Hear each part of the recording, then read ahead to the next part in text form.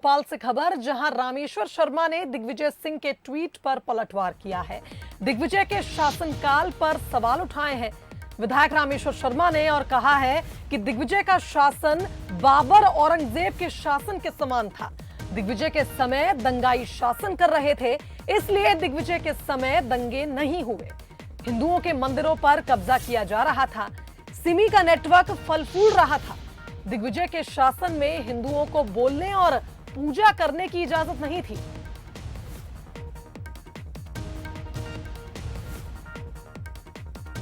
रामेश्वर शर्मा ने साथ ही ये बात भी कही कि मस्जिद के साथ मदरसों में भी कैमरे लगाए जाएं। मदरसों में दी जाने वाली शिक्षा की जानकारी भी रहनी चाहिए। स्कूलों की तरह मदरसों में भी कैमरे लगने चाहिए। दिग्विजय सिंह जी की सरकार में इसलिए दंगा नहीं हुआ कि दंगा ही शासन कर रहे थे। जब उनके खिलाफ कोई थाने जाने की हिम्मत ही नहीं जुटा पाता था। हिंदुओं को बोलने की आज़ादी नहीं थी। हिंदुओं के मंदिरों पर जबरन कब्जे हो गए, स्टेडियमों में मस्जिदों के निर्माण हो गए, सिम्बी का नेटवर्क पूरे प्रदेश में फल फूल रहा था। गौ माता की काटने की हत्याएं सर चढ़कर बोल रही थी। हुआ तो गंजबासोदा में आगजनी उनके ही शासनकाल में हुई। अब दंगे या प्रतिकार इसलिए होता है कि हिंदू पिटना नहीं चाहता, कोई पीटता है तो उसका प्रतिकार करता है। जब मंदिर के सामने से मुसलमानों का जुलूस जा सकता है तो मस्जिद के सामने से हिंदुओं का जुलूस भी जा सकता है। और अब तो शहर काजी ने बोली दिया कैमरे लगाने की, तो हर गली में हम कैमरे लगा रहे हैं। अब तो मस्जिद और मदरसे में भी कैमरे लगना चाहिए।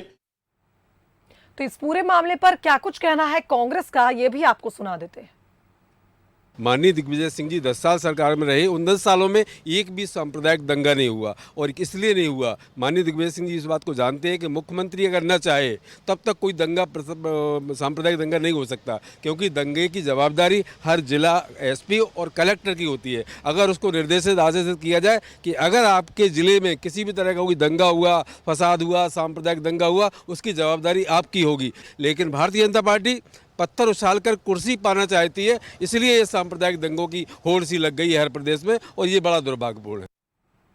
चलिए, इस खबर पर संवाददाता सूरज हमारे साथ लाइव जुड़ गए, उनका रुख कर लेते हैं।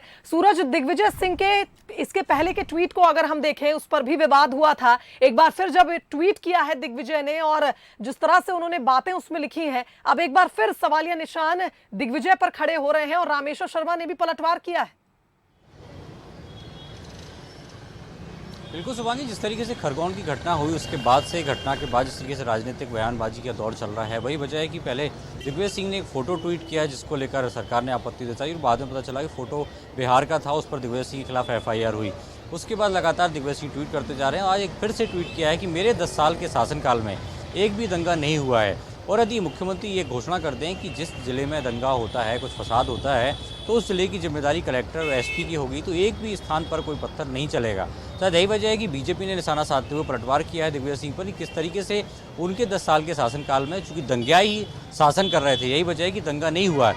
लेकिन जिस तरीके से बाबर और औरंगजेब से तुलना करते हुए कहा है कि यदि वो होते तो वाकई दिग्विजय सिंह के 10 साल के शासनकाल को सलाम करते। किस तरीके से 10 साल के शासनकाल में मध्य प्रदेश में सिमी का आतंकी नेटवर्क फैला है, नक्सलवाद बढ़ा है, ग्वालियर चंबल में डाकुओं की संख्या बढ़ी है, अपराध बढ़े हैं। तो कहीं ना कहीं यदि औरंगजेब जिंदा होते तो वो जरूर दिग्विजय सिंह के शासनकाल को सलाम करते। लेकिन अब मध्य प्रदेश में शिवराज सरकार है, और ऐसे में लगातार बिल्डोजर चल रहा है उन अपराधियों पर जो कहीं ना कहीं बहन बेटियों या किसी समाज विशेष वर्ग के लोगों को परेशान कर रहे हैं, तो उन पर बिल्डोजर चलेगा और चलता रहेगा।